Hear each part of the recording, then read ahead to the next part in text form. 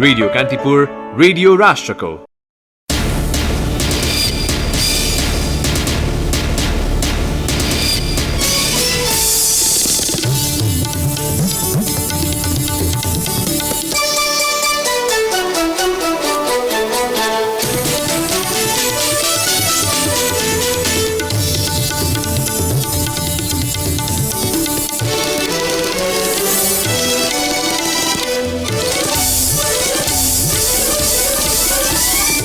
Indo Pacific र MCC फरक अनुदान सम्झौता भएको सरकारको स्पष्टोक्ति। नेपाल कुनै सैन्य गठबन्धनमा आबद्ध नहुने परराष्ट्र मन्त्री गेवालीको भनाई। सरकार छाडेको 24 घण्टापछि समाजवादी पार्टीले समर्थन पनि फिर्ता लियो। सरकारमा सहभागी भएर राजपाले आत्मघाती निर्णय नगर्ने अध्यक्ष यादवको विश्वास। अर्का अध्यक्ष भट्टराई भन्नुहुन्छ प्रधानमन्त्री सेरेमोनियल राष्ट्रपतिलाई कार्यकारी बनाउन खोज्दैछन्। काठमाडौँका विभिन्न स्थानबाट पक्राउ परेका 122 चिनिया नागरिकको अपराधबारे नेपाल प्रहरी अनभिज्ञ, सञ्जाल बनाएरै साइबर अपराधमा संलग्न रहेको अनुमान।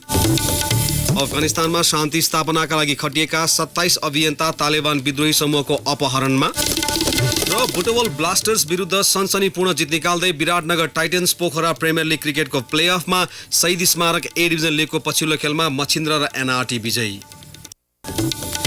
नमस्कार, कान्तिपुर डायरीका साथमा सूरज र म पवन। सुरु गरौँ अहिलेसम्मका प्रमुख प्रसङ्गबाट। परराष्ट्र मन्त्री प्रदीप गेवालीले इन्डो पेसिफिक र मिलेनियम च्यालेन्ज कर्पोरेसन एमसीसी अनुदान सम्झौता फरक भएको बताउनु भएको छ। राष्ट्रिय सभाको राष्ट्रिय सरोकार तथा समन्वय समितिको आजको बैठकमा मन्त्री गेवालीले इन्डो पेसिफिक र एमसीसीलाई जोडेर हेर्नु आवश्यक नहुने बताउनु भएको हो। उहाँले एमसीसी दुवै भएको भन्दै नेपाल कुनै सैन्य गठबन्धनमा आबद्ध नहुने उल्लेख गर्नुभयो। मन्त्री गेवालीले आधिकारिक व्यक्तिले गरेको हस्ताक्षरलाई विश्वास नगरी बाहिरी हल्लाको पछि नलाग्न पनि आग्रह गर्नुभयो। सरकारले कार्यान्वयनको निर्णय गरिसकेको भन्दै अरूले के भन्छ भन्नेमा अर्थ नरहने मन्त्री गेवालीको भनाइ थियो। उहाँले सैनिक गठबन्धनमा नजाने र अर्धसैन्य गठबन्धन गर्ने नेपालको नीति रहेको प्रस्ट्याउनु भयो। विद्युत क्रस बोर्डर प्रसारण लाइन बनाउनु पर्ने भएकाले त्यो सन्धिमा भारतको कुरा आएको भन्दै मन्त्री गेवालीले बङ्गलादेशसँग पनि कुरा भइरहेकाले अन्यथा नलिन आग्रह गर्नुभयो। 2074 भदौ 29 गते एमसीसी र नेपाल सरकारबीच मिलेनियम च्यालेन्ज कम्प्याक्ट सम्झौता भएको थियो। सम्झौता अनुसार अमेरिकाले $50 करोड अर्थात् करिब 55 अर्ब रुपैयाँ अनुदान दिने र नेपालले 14 अर्ब रुपैयाँ विनियोजन गर्नुपर्ने व्यवस्था छ। सम्झौतामा विद्युत प्रसारण लाइन परियोजना अन्तर्गत 400 केभी क्षमताको पनि 300 किलोमिटर लामो ट्रान्समिसन लाइन निर्माण गर्ने उल्लेख छ। यस्तै सडक मर्मत सम्भार परियोजनाले सरकारलाई 305 किलोमिटर सडक मर्मतमा सहयोग पुर्याउने उल्लेख छ। सो सम्झौता अनुमोदनका लागि सङ्घीय संसदको अघिल्लो अधिवेशनमै पेश गरिए पनि अहिले विचाराधीन अवस्थामा छ। सत्ताबाट बाहिरिएको 24 घण्टापछि समाजवादी पार्टीले सरकारलाई दिएको समर्थन पनि फिर्ता लिएको छ। संविधान संशोधन सहित आन्दोलनका क्रममा उठाएका माग सम्बोधन गर्ने 2 बुँदे सहमति सहित 19 महिना अघि सरकारमा सहभागी भएको समाजवादीले आज पत्रकार सम्मेलन गरी समर्थन फिर्ता लिएको जानकारी गराएको हो। सो पार्टीका तर्फबाट उपप्रधान सहित सरकारमा गएका अध्यक्ष उपेन्द्र यादव र नेता इस्तियाक राईले हिजो मन्त्री पदबाट राजीनामा दिनुभएको थियो। केन्द्रीय कार्यकारिणी समिति बैठकको निर्णय सार्वजनिक गर्न सिंहदरबारमा आज आयोजित पत्रकार सम्मेलनमा अध्यक्ष यादवले समाजवादी पार्टीले अब रचनात्मक प्रतिपक्षको भूमिका निर्वाह गर्ने बताउनुभयो। हामीले त संविधान संशोधन गर्ने शर्तमा सरकारमा सहभागी भएको, त्यो नै नहुने भइसकेपछि हामी सरकारमा सहभागी रहेका दुवैजनाले राजीनामा गर्यौं र आज हामीले हाम्रो पार्टीले केन्द्रीय कार्यकारिणी समिति बसेर अब आजदेखि केपी शर्मा ओली नेतृत्वको सरकारलाई दिँदै आएको समर्थन पार्टीले फिर्ता लिएको छ र अब हाम्रो पार्टी समाजवादी पार्टी प्रतिपक्षको भूमिका निर्वाह गर्ने निर्णय गरेको यहाँहरूलाई जानकारी गराउन चाहन्छु। सरकारलाई दिएको समर्थन समाजवादीले फिर्ता लिएपछि नेकपा नेतृत्वको वर्तमान सरकारलाई प्राप्त 2/3 बहुमत गुमेको छ। पत्रकार सम्मेलनमा अध्यक्ष यादवले नेकपाको 2/3 दम्भ समेत सकिएको बताउँदै कम्युनिस्ट बाहेकका पार्टीको समेत मुलुकमा अस्तित्व कायम रहेको प्रष्ट भएको दावी गर्नुभयो। राष्ट्रिय जनता पार्टीलाई समेत सरकारमा सहभागी नहुन सुझाव दिँदै उहाँले राजपाले आत्मघाती कदम नचाल्ने विश्वास व्यक्त गर्नुभयो। राजपाले जानी आत्मघाती कदम उठाएर आफ्नो आत्महत्या त गर्दैनन् होला नि, त्यसमा मलाई विश्वास छैन त्यसो गर्नु होला भने। पटक सरकार छोडौँ, यो सरकार यस्तो भनेर उहाँले भनेको हो, सरकारलाई समर्थन फिर्ता लिएको हो, त्यो उहाँहरूकै भनेको नि। कुनै हालतमा हामी जाँदैन हिजोसम्म राख्नु भएको छ। हिजो भनेको कुरालाई आज उल्टाएर त जानुहुन्न नि। आफूहरू सरकारबाट बाहिरिनु पर्ने राजपाको शर्त पालना गरेको बताउँदै अध्यक्ष यादवले राजपाको आगामी कदमले एकीकरण प्रक्रिया निर्धारण गर्ने उल्लेख गर्नुभयो। सोही पत्रकार सम्मेलनमा पार्टीका संघीय परिषद अध्यक्ष डाक्टर बाबुराम भट्टराईले प्रधानमन्त्री केपी शर्मा ओलीले सेरेमोनियल राष्ट्रपतिलाई कार्यकारी बनाउन खोजेको आरोप लगाउनुभयो। प्रधानमन्त्रीले आफैले राख्नै नहुने मन्त्रालयका दिन ल्याएर चाहिँ विभिन्न मन्त्रालय गर्ने यो अधिकार लिएर आफू राख्नु खोज्नु भएको छ। यो संवैधानिक राष्ट्रपति हो, उहाँलाई चाहिँ कार्यकारी बनाउन खोजिराख्नु भएको छ। त्यसले गर्दा यो शासकीय स्वरूप ठिक छैन भन्ने प्रमाणित चाहिँ त्यसले शासकीय स्वरूपलाई बदलेर प्रत्यक्ष निर्वाचित कार्यकारीलाई पुनः समानुपातिक भनेका छौँ हामीले। त्यस अतिरिक्त नागरिकताको विषय छ, महिलाहरूको जुन खालको विभेद छ, यी सबै विषयलाई नै संशोधन गर्नुको निम्ति विज्ञ समितिले अझै परिमाणित दियोस् भन्ने जुन हाम्रो भनाइ हो, त्यसमा हामी दृढतापूर्वकै छौँ। मुद्दाका आधारमा अन्य प्रतिपक्षी दलहरूसँग सहकार्य गर्ने डाक्टर भट्टराईको भनाइ थियो। यसैबीच राष्ट्रपति विद्यादेवी भण्डारीले समाजवादी अध्यक्ष यादव र नेता इस्तियाक राईले मन्त्री पदबाट दिनुभएको राजीनामा स्वीकृत गर्नुभएको छ। नेपाली कांग्रेसको केन्द्रीय कार्यसमिति बैठक चौथो पटक सरेको छ। गत मङ्सिर 26 गतेबाट सुरु भएको बैठकमा सभापति शेरबहादुर देउवाले प्रस्तुत गर्नुभएको 9वटा एजेन्डाका अधिकांश बुँदामा असहमति जनाउँदै संस्थापन इतर पक्षले बहिष्कार गरेपछि त्यसपछिका बैठक बस्नै सकेको छैन। कांग्रेस मुख्य सचिव कृष्ण प्रसाद पौडेलद्वारा आज जारी विज्ञप्तिमा भोलि दिउँसो 1 बजेका लागि तय बैठक पर्सि शुक्रबार बिहान 11 बजेसम्मका लागि स्थगित भएको उल्लेख छ। यसअघि मङ्सिर 30, पुस 2 र 4 गते पनि बैठक बोलाएको थियो। सहमतिका लागि संस्थापन र इतर पक्षबीच भएका छलफल निष्कर्षमा पुग्न नसकेपछि केन्द्रीय समिति बैठक बोलाउँदै स्थगित हुँदै आएको छ। पार्टीको 14औं महाधिवेशनको कार्यतालिका नल्याएको सहमति बिना विभागका संख्या 28बाट बढाएर 41 पुर्याउने प्रस्ताव बैठकमा पेश गरेको भ्रातृ संस्था नेपाल विद्यार्थी संघ र तरुण दलमा देखिएको विवाद समाधानको ठोस प्रस्ताव नल्याएको भन्दै वरिष्ठ नेता रामचन्द्र पौडेल पक्षले असहमति राख्दै आएको छ। संस्थापन पक्षबाट उपसभापति विमलेन्द्र निधि र इतर पक्षबाट प्रकाशमान सिंहको नेतृत्वमा गठन भएको वार्ता टोलीले दैनिक जसो सहमतिको पहल गर्दै आएको छ। काठमाडौँका विभिन्न स्थानबाट पक्राउ परेका चिनिया नागरिकहरूको अपराधबारे नेपाल प्रहरीले अनभिज्ञता प्रकट गरेको छ। दक्षिण अमेरिकी मुलुक चिलीमा गत असोज 28 गते भएको प्रहरीको अन्तर्राष्ट्रिय संगठन इन्टरपोलको 88औं बैठकमा चिनिया र नेपाली सुरक्षा अधिकारी बीच भएको खबर आदान प्रदानका आधारमा गैर कानुनी कार्यमा संलग्न रहेको भन्दै 122 जना चिनिया नागरिक काठमाडौँ उपत्यकाका विभिन्न स्थानबाट पक्राउ परेका थिए। तर पक्राउको तेस्रो दिनसम्म पनि प्रहरीले उनीहरू कुन कुन अपराधमा संलग्न थिए भन्ने स्पष्ट पार्न सकेको छैन। सोधपुछका क्रममा नेपाल प्रहरीलाई चिनियाले दुर्व्यवहार गरेपछि जिल्ला प्रशासन कार्यालयमा अभद्र व्यवहार कसुरमा मुद्दा चलाइएको प्रहरीको भनाइ छ। काठमाडौँमा आज पत्रकार सम्मेलन गरी प्रहरीले उनीहरूको साथबाट बरामद गरेका सामग्री भने सार्वजनिक गरेको छ। नेपाली र चिनिया सुरक्षाकर्मीहरूको टोलीले ती चिनिया नागरिकहरूलाई पक्राउ गरेको हो भन्ने सञ्चारकर्मीको प्रश्नमा प्रहरीको स्पष्ट जवाफ छैन। प्रहरीको केन्द्रीय अनुसन्धान ब्युरो CIB का प्रमुख DIG निरज बहादुर साईको प्रष्टीकरण यस्तो छ। एकल महिलाहरू अथवा कुनै जुन टार्गेटलाई उनीहरूले यहाँबाट त्यो समूहले चाहिँ टार्गेट गर्ने, त्यसपछि एउटा सम्बन्ध विकास गर्ने र विकास गरिसकेपछि त्यसको त्यो सम्बन्ध विकास गरेको विश्वासमा चाहिँ पैसा लगानी गर्न लाउने, त्यो लगानी गरेको पैसा चाहिँ पछि चाहिँ फ्रडमा उनीहरूले चाहिँ स्क्याममा पैसा खाइदिने खालको प्याटर्न चाहिँ देखाइरहेको छ। त्यस कारणले गर्दाखेरि यो तपाईँले भने जस्तो यो ट्रान्सपोर्टर अर्गनाइज क्राइमको एउटा प्याटर्नमा तर टार्गेट चाहिँ बढी अहिलेसम्म हामीलाई जानकारी अनुसार चाहिँ चाइनिज मुल्कै मान्छेहरूलाई गरिदिन्छ र यहाँ हेर्दा पनि अब अभिसन्धान क्रमै छ। तर बोल्ने भन्दा लेख्ने चिजहरू चाहिँ यिनीहरूले बढी प्रयोग गरे हुनाले त्यो चाइनिज मान्छेले चाइनिज लेख्दाखेरि सायद त्यो भनेको जस्तो मिल्छ कि जस्तो लाग्न आउँछ। तर अब अहिले हामीले थप छानबिन र अनुसन्धानकै भइरहेको छ। पासपोर्ट सबैको फेला पारेको छैन, अब खोज्दैछ कतिको। अब हाम्रो आएको पासपोर्टमा हेर्दाखेरि यिनीहरू पहिलोचोटि आएको देखिन्छ, अधिकांश 2 जना चाहिँ दोहोऱ्याएर आएको देखिन्छ। अर्गनाइज रूपमा ल्याएर यिनीहरूलाई चाहिँ त्यो फ्रडहरूमा इन्भल्भ गरेर त्यस्तो गतिविधिमा चाहिँ अनैतिक गतिविधिमा चाहिँ प्रयोग गरेको छ। र अधिकांश यिनीहरू टुरिस्ट भिसामा आएको हुनाले टुरिस्ट भिसामा आएको मानिसहरू त्यसरी बस्दाखेरि चाहिँ व्यवस्थित रूपमै कसैले चाहिँ यिनीहरूलाई प्रयोग गरे कि भन्ने देखिन्छ। पक्राउ परेका चिनिया नागरिक सञ्जाल बनाएर साइबर अपराधमा संलग्न रहेको अनुमान प्रहरीको छ। अनुसन्धानमा संलग्न महानगरीय प्रहरी परिसर काठमाडौँका प्रमुख SSP उत्तमराज सुवेदीले नेपालमा पक्राउ परेका सबै भरिया मात्रै भएको र यसका मुख्य नायिके विदेशमा रहेको देखिएको बताउनुभयो। प्रारम्भिक रूपमा हेर्दाखेरि चाहिँ के देखिन्छ भने यही हामीले समातेको पनि आपसी कनेक्सन देखिँदैन, यी फरक तर यति भन्दै गर्दा के भने जसरी म्यान पावर कम्पनी मार्फत नेपालीहरू चाहिँ विदेशमा जाने भने जस्तो यो चाहिँ लिगल बाटो भयो भने उनीहरू इलिगल्ली चाहिँ कुनै सम्पर्क सूत्र कुनै मार्फत मान्छे कलेक्सन गरेर त्यसमा अब यसका रिक्वायरमेन्ट टेक्निकल्ली कति साउन्ड हुनु पर्यो के हुनु पर्यो, अब मान्छे कस्तो रूपको हुनु पर्यो, कुन एज ग्रुपको हुनु पर्यो, त्यसमा उनीहरूले सिलेक्सन गरेर फेरि अपराधिक प्रवृत्तिको पनि हुनु पर्यो, सिलेक्सन गरेर कोही मान्छे मार्फत चाहिँ आएको देखिन्छ र यिनीहरूलाई सञ्चालन गर्ने चाइनामै बसेर पनि हुनसक्छ अथवा अरू कुनै देशमा बसेर पनि यिनीहरूले गरेको जस्तो देखिन्छ प्रारम्भिक रूपमा। काठमाडौँमा आज पत्रकार सम्मेलन गरी नेपाल प्रहरीले चिनिया नागरिकको साथबाट बरामद 747 थान मोबाइल, 331 थान ल्यापटप, 98 थान CPU, 79 थान मोनिटर, 22 थान पेन ड्राइभ, 327 थान सिम कार्ड र 67 वटा पासपोर्ट समेत सार्वजनिक गरेको छ। कान्तिपुर डायरीमा अब ब्रेकको पालो।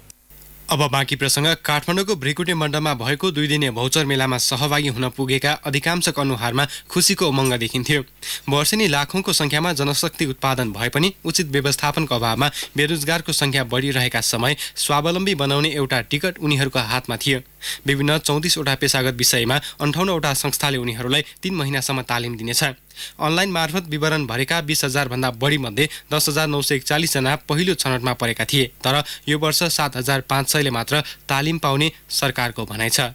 एक सामग्री ब्युटिसियनको लागि, किनकि त्यसमा इन्ट्रेस्ट धेरै छ नि आफ्नो, त्यही भएर जब गर्दै जाने राम्रो भएपछि आफ्नै पसल खोल्ने। तपाईलाई अरूले चाहिँ आकर्षण गरेको होइन? गरेको हल्का फुल्का त छ, त्यही पनि अहिले म यसैमै गर्छु भन्ने नै छ। टेलरिङतिर यताउता त्यस्तो छैन अरूमा। काठमाडौँको मैती देवीकी इन्दिरा पाण्डे जस्तै मेलामा सहभागी अधिकांशको नजर ब्युटी पार्लर तथा टेलरिङ रहेको स्टलमा अड्किएको थियो। शारीरिक परिश्रम धेरै गर्नु नपर्ने र उद्यमी बन्न पनि सजिलो हुने भएकाले पाण्डेसँगै ती स्टलको लाइनमा बस्ने धेरै भेटिन्थे। तर मेला सहभागी भक्तपुर चाङ्गो नारायण नगरपालिकाकी शर्मिला बयलकोटीको उद्देश्य भने फरक थियो। म चाहिँ यहाँ थान्काको तालिम लिन आएको छु। धेरै अलि चलिरहेको छ नि त, अनि यो चाहिँ अलिकति एक्स्ट्रा तालिम हो कि भनेर यो विषयमा अलिकति इन्ट्रेस्ट पनि जाग्यो। अन्तर्राष्ट्रिय बजारमा पनि हामीले गर्न सक्दाखेरिमा बजार पनि पाइने भएको भएर चाहिँ अब ब्युटी पार्लरमा किन नआउनु भएको रे तपाईँ? सबै पार्लरै मात्रै खोलेर सबै मेकअप मात्रै गरेर बसेर त भएन, हामीलाई त एक्स्ट्रा चाहियो नि त, यसकारण। विभिन्न 34 विषय तालिमका लागि सरकारले छनौट गरेको छ। इलेक्ट्रिसियन, प्लम्बर, हार्डवेयर, कुक जस्ता मनज्ञ आमदामी हुने क्षेत्रमा पनि सरकारले युवालाई दक्ष बनाउने लक्ष्य लिएको छ। तर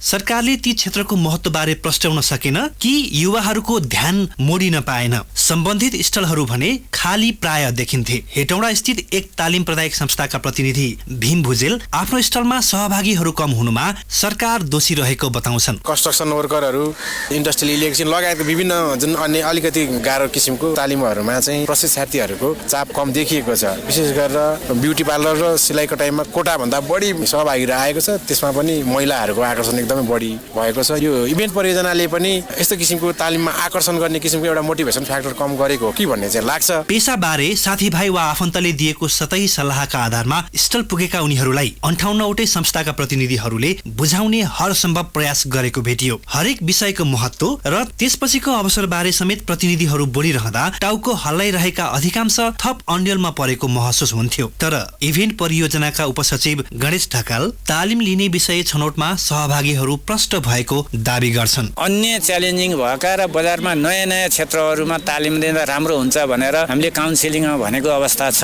जस्तो यङ जेनेरेसनलाई कम्प्युटरको होला, खाना पकाउने सम्बन्धी कमिक्सको होला, विदेश जानेहरूको लागि अन्य त्यस्तै खालको तालिम हुन सक्ला। त्यो एरिया हेरेर गर्नुहोस् भन्दाखेरि उहाँहरू त्यसरी मोटिभेट भएको अवस्था पनि छ। 15 देखि 40 उमेर समूहका युवा मध्ये 9 लाख बेरोजगार रहेको मुलुकमा 10,000 चाहन्छन् स्वावलम्बी हुनु। हात्तीको मुखमा जिरा होला। तर स्वावलम्बी बनेका उनीहरू हरेकले थप 5 जनालाई तालिम दिए यो संख्या केही वर्षमै लाखौंमा परिणत हुनेमा शंका छैन। रेडियो कान्तिपुरका लागि रमेश दुलाल।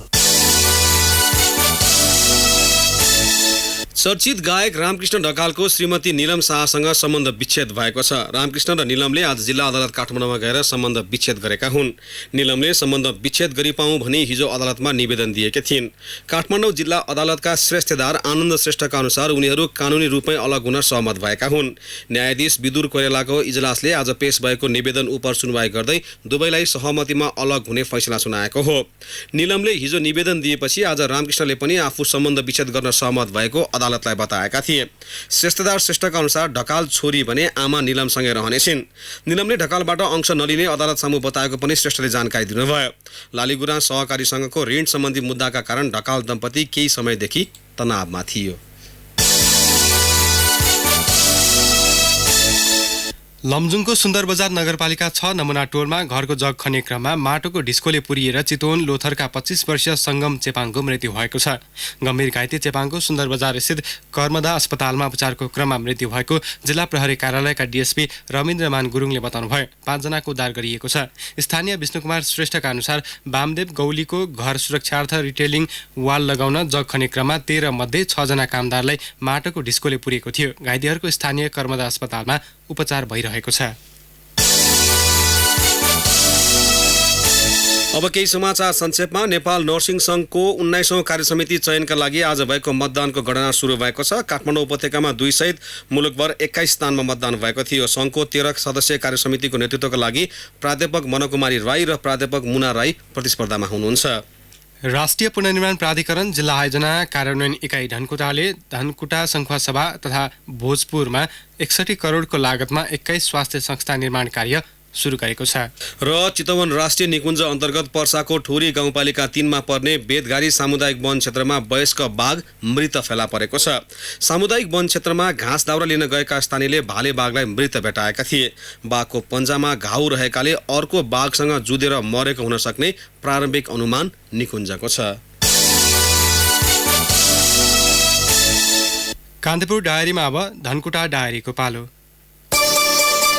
धनकुटा डायरीमा रमेश चन्द्र अधिकारीको नमस्कार। धनकुटा उद्योग वाणिज्य संघमा नवीकरण तथा संस्था दर्ता विवादका कारण 2 सातादेखि लागेको ताला अझै खुल्न सकेको छैन। साधारण सभा जारी भइरहेको अवस्थामा तालाबन्दी भएको वाणिज्य संघका अध्यक्ष उमेश घिमिरेले बताउनुभयो। अहिलेकै अवस्थामा साधारण सभा गरी नयाँ नेतृत्व गरिनुपर्ने माग राख्दै पुनः अर्को पक्षले समेत तालाबन्दी गरेपछि वाणिज्य संघको नयाँ नेतृत्व चयन कार्य अन्योल परेको छ। वार्ताका माध्यमले तालाबन्दी खुलाइने प्रयास भइरहेको प्रमुख जिल्ला अधिकारी कृष्णबहादुर घिमिरेले जानकारी दिनुभयो। प्रहरीले धनकुटाका विभिन्न स्थानमा लाखौं बोट गाँजा नष्ट गरेको छ। विगत 5 महिनाको अवधिमा 15,81,000 बढी गाँजाको बोट नष्ट गरिएको प्रहरीले जनाएको छ। जिल्लामा व्यावसायिक गाँजा खेती मौलाउँदै गएको बेला प्रहरीले विशेष अभियान सञ्चालन गरेर नष्ट गर्न थालेको हो। जिल्लाका 7 पालिका मध्ये 6 वटामा व्यावसायिक रूपमा गाँजा खेती हुने गरेको जिल्ला प्रहरी प्रमुख एसपी सुदर्शन प्रसाद कोइरालाले जानकारी दिनुभयो। पर्यटकीय स्थल भेटारमा अंग्रेजी नयाँ वर्षको अवसरमा आगामी सातादेखि सुरु गरिने परिकार महोत्सवको तयारी पूरा भएको आयोजकले जनाएको छ। परम्परागत जातीय परिकारको प्रवर्धनका लागि महोत्सव गरिन लागि जनाइएको छ। होटल एसोसिएसन भेटारको आयोजनामा गरिने महोत्सव आउँदो पुस 15 देखि 17 गतेसम्म सञ्चालन हुनेछ। महोत्सवमा प्याराग्लाइडिङ र माउन्टेन बाइक घोडचढी विशेष आकर्षण रहने जनाइएको छ। महोत्सवमा 1 करोड रुपियाँ बराबरको आर्थिक कारोबार गर्ने योजना रहेको होटल एसोसिएसन भेटारका अध्यक्ष जितेन्द्र रुमदारीले बताउनुभयो। धनकुटामा आगामी शनिबारदेखि शहीद रिदामा हाङ रामाली हाङ 8 परिया प्रथम महिला गोल्ड कप नकआउट फुटबल प्रतियोगिता सञ्चालन हुने भएको छ। किरात 8 परिया समाजको आयोजनामा गर्न लागि प्रतियोगिताबारे जानकारी दिन आयोजित पत्रकार भेलामा उक्त जानकारी दिएको हो। 3 विभागीय सहित ए डिभिजनका खेलाडी समावेश हुने उक्त प्रतियोगितामा 8 समूहको सहभागिता रहने गोल्ड कप आयोजक समितिका संयोजक सन्देश 8 परियाले बताउनुभयो। हवस् त धनकुटा डायरी आजलाई यति नै। रमेश चन्द्र अधिकारी बिदा चाहन्छु। नमस्कार। धनकुटा डायरी पछि कान्तिपुर डायरीमा पुनः ब्रेकको पालो। अब आर्थिक प्रसङ्ग। रूपन्देहीको बुटवलमा औद्योगिक व्यापार मेला सुरु भएको छ। लगानी लुम्बिनीमा समृद्धि देशमा भन्ने मूल नाराका साथ बुटवल उद्योग वाणिज्य सङ्घले देवीनगर स्थित फिफा टेक्निकल सेन्टरमा मेला आयोजना गरेको हो। मेलामा साना तथा घरेलु उत्पादन, कृषि, पर्यटन, सूचना तथा सञ्चार, शैक्षिक, सेवामूलक, वैकल्पिक ऊर्जा, विदेशी उत्पादनका 500 स्टल राखिएका छन्। स्वदेशी उत्पादन तथा बजार प्रवर्धनका लागि दैनिक रूपमा क्रेता विक्रेता बीच मेलामा छलफल समेत हुनेछ। मनोरञ्जनका लागि दैनिक सांस्कृतिक कार्यक्रम हुने सङ्घका अध्यक्ष खिमबहादुर हमालले बताउनुभयो। पुस 23 गतेसम्म चल्ने मेला करिब 10 लाख दर्शकले अवलोकन गर्ने र 40 करोड बराबरको कारोबार हुने अनुमान गरिएको छ। एक कथा बिन्दासजी र उदासजीको। उदासजीको घरमा लगाएको नर्मल पेन्ट बदलिँदो मौसमको असरले क्र्याक भयो, तर बिन्दासजीले घरमा केएनपी को माइका मार्बल पेन्ट लगाउनु भएको छ, जसमा भएको इलास्टो टफ टेक्नोलोजीले जुनसुकै मौसममा पनि घरमा क्र्याक आउन दिँदैन। लगाउने हो 7 वर्षको बाजी। केएनपी को mica marble, the crack resistant paint. KNP Japan को सर्वोत्कृष्ट हेल्दी होम पेंट। धितोपत्र बजारमा आज सामान्य अङ्कले सुधार देखिएको छ। बजार परिसूचक नेप्से आज 1.82 अङ्कले बढेर 1168.3 बिन्दुमा पुगेको छ। नेप्सेमा सुधार देखिए पनि कारोबार रकम भने घटेको छ। कारोबार रकममा अघिल्लो दिनको तुलनामा 19 करोड रुपैयाँले गिरावट आएको छ। नेप्सेमा हिजो 72 करोड रुपैयाँ बढीको कारोबार भएको थियो। कारोबार भएका व्यापार, जलविद्युत, वित्त र लघुवित्त कम्पनी समूह बाहेक बाँकी सबै कम्पनी समूहको परिसूचक उकालो लागेको छ। नेप्सेमा आज कुल 175 कम्पनीका 6164 कारोबारबाट 16,81,838 किता सेयर किनबेच भए, जस अन्तर्गत 53 करोड 83 लाख रुपैयाँ बराबरको कारोबार भएको नेपाल स्टक एक्सचेन्जले जनाएको छ। अब अन्तर्राष्ट्रिय प्रसङ्ग। अफगानिस्तानको फराह प्रान्त स्थित राजमार्गबाट शान्ति स्थापनाका लागि खटिएका 27 अभियन्ताहरूलाई तालिबान विद्रोही समूहले अपहरण गरेको छ। पिपल्स पीस मुभमेन्ट नामक समूहमा आबद्ध अभियन्ताहरू अपहरणमा परेको फराहका डेपुटी गभर्नर मसौद बख्तावरले बताउनुभयो। 6वटा कारमा सवार उनीहरूलाई तालिबान लडाकुले मुख्य राजमार्गबाट अज्ञात स्थानमा लिएर गएका हुन्। युद्धविराम र शान्ति स्थापनाका लागि आग्रह गर्दै उनीहरू विभिन्न स्थानमा पुग्ने गरेका थिए, तर तालिबानले भने सो समूह अफगान सरकारबाटै परिचालित भएको बताउँदै आएको छ। तालिबान सन् 2001 मा अमेरिकी नेतृत्वको सुरक्षा फौजले पदच्युत गरे यताकै शक्तिशाली बनेको रोइटर्सले उल्लेख गरेको छ। सन् 2001 यता 10,000 सर्वसाधारण सुरक्षा फौजका सदस्य र 2,400 अमेरिकी सैनिकले ज्यान गुमाइसकेका छन्।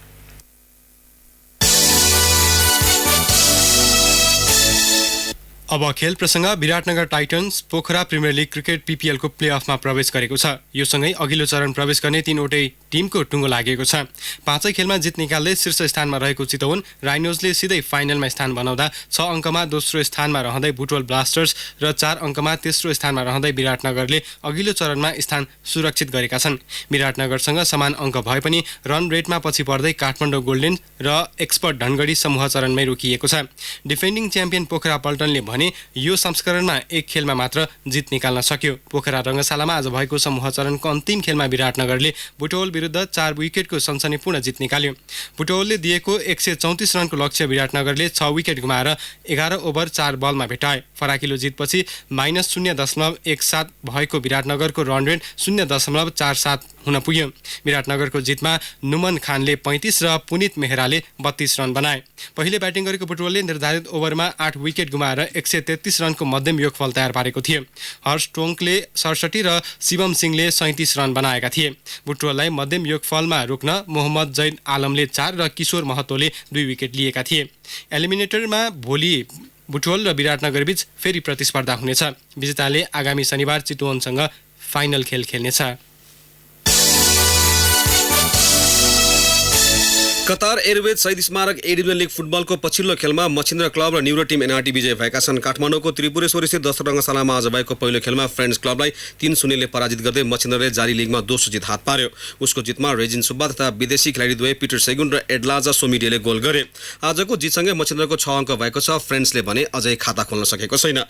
दोस्रो खेलमा च्यासल युथ क्लबलाई एनआरटीले 2-1ले स्तब्ध पार्यो।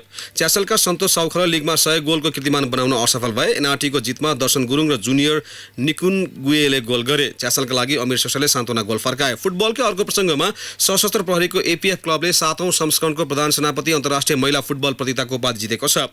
काठमाडौँको भद्रकाली स्थित जङ्गीय डाम्बोको मैदानमा आज भएको फाइनलमा त्रिभुवन आर्मी क्लबलाई 2-0ले पराजित गर्दै सशस्त्रले उपाधि चुमेको हो। यो जितसँगै सशस्त्र 5औं पटक च्याम्पियन बनेको छ। एपीएफलाई जित दिलाउन सरू लिम्बू र रेखा पौडेलले गोल गरेका थिए। उपाधिसहित एपीएफले 3 लाख रुपैयाँ प्राप्त गर्दा उपविजेता बनेको आर्मीले 1,50,000 रुपैयाँ प्राप्त गरेको छ। प्रतियोगितामा आर्मीकी दीपा राईले सर्वोत्कृष्ट खेलाडी हुँदै स्कुटर प्राप्त गरिन्। विधागत पुरस्कारमा भने एपीएफको वर्चस्व रह्यो। सावित्रा भण्डारी उत्कृष्ट फरवर्ड, अञ्जली तुम्बाफो सुब्बा उत्कृष्ट गोलकिपर र जनक सिंह उत्कृष्ट प्रशिक्षक घोषित भए। आर्मीकी पूजा राणा उत्कृष्ट रक्षक, आर्मीकी बिमला बिके उदीयमान खेलाडी घोषित हुँदा भुटान राष्ट्रिय टोलीकी पेमा छोडेन छिरिङ उत्कृष्ट मिडफिल्ड घोषित भइन्। अवस्था साथीहरूलाई कान्तिपुर डायरी समाप्त हुन्छ। राति 8 बजे सेक्युरिटी एन्ड क्राइम डायरीका साथ आउने नै छौँ। तबसम्मका लागि सूरज र पवनलाई आज्ञा दिनुहोस्। नमस्कार। सूचना र मनोरञ्जनको संवाहक रेडियो राष्ट्रको रेडियो कान्तिपुर।